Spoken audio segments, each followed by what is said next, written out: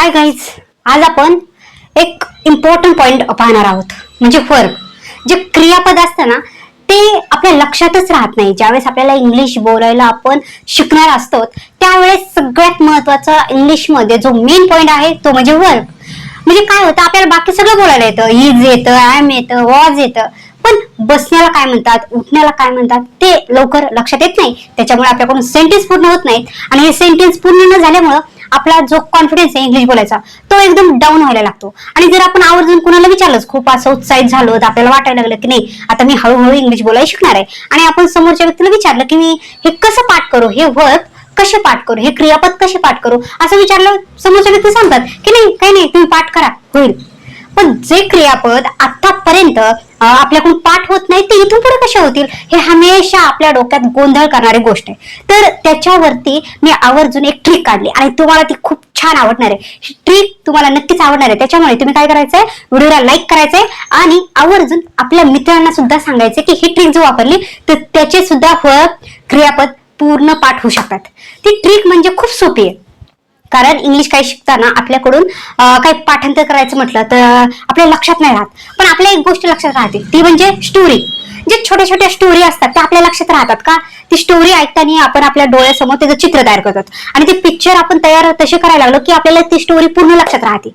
मग काय करायचं, तोच फॉर्म्युला सेम आपले वर्ब पाठ करताना आवर्जून वापरायची. म्हणजे कसं, आता आपण छोटस एक पाहू फॉर्म्युला. तो म्हणजे असा आहे,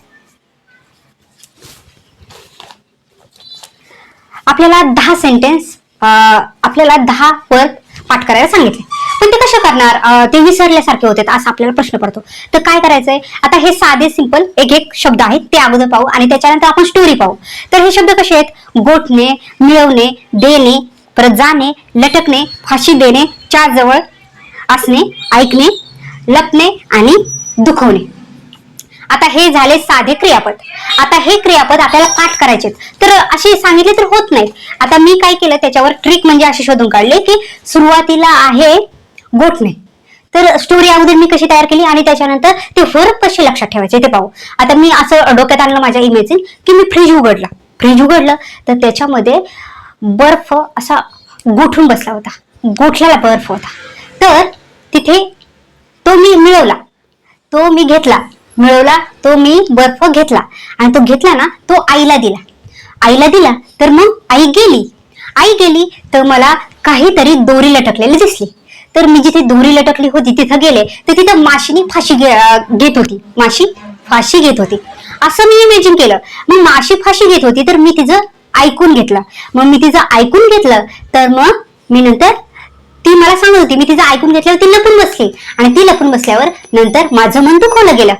आता ही स्टोरी आपण विसरणार नाही, आपण लगेच आपल्या मनामध्ये डोक्यामध्ये आणतो की हा आई आली, मग तिने ते फ्रीज मधलं जे घेतलेलं होतं आपण, फ्रीज मधलं गोठलेलं पाणी ते आईला दिलं, आई गेली, मग काहीतरी लटकत होतं, मग तिथं माशी फाशी घेत होती असं आपण इमॅजिन करतो आणि आपल्या लक्षात राहतं. मग तिथं माशीच्या जवळ गेले, मी तिचं ऐकून घेतलं आणि तिचं ऐकल्याच्या नंतर ती लपून बसली आणि नंतर माझं मन दुखलं.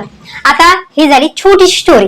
आता सेम त्याचे जे वर्ब आहे ते कसे आले ह्याच्यामध्ये लक्षात आले. सुरुवातीला फ्रीज पण पाहू, ही स्टोरी आपण कशी तयार केली आणि ते शब्द कसे लक्षात ठेवायचे. नंतर आपण असे शब्द लक्षात ठेवायचे की मी ज्यावेळेस फ्रीज उघडलं त्यात पाणी गोठलेलं होतं, तर गोठणे फ्रीज हे लक्षात ठेवलं की आपल्या लक्षात येईल की FREEZE, फ्रीज म्हणजे गोठणे. नंतर गेट म्हणजे मिळवणे, GET गेट म्हणजे मिळवणे. नंतर देणे, गिव म्हणजे आईला दिलं, गिव. नंतर आई गेली, गो.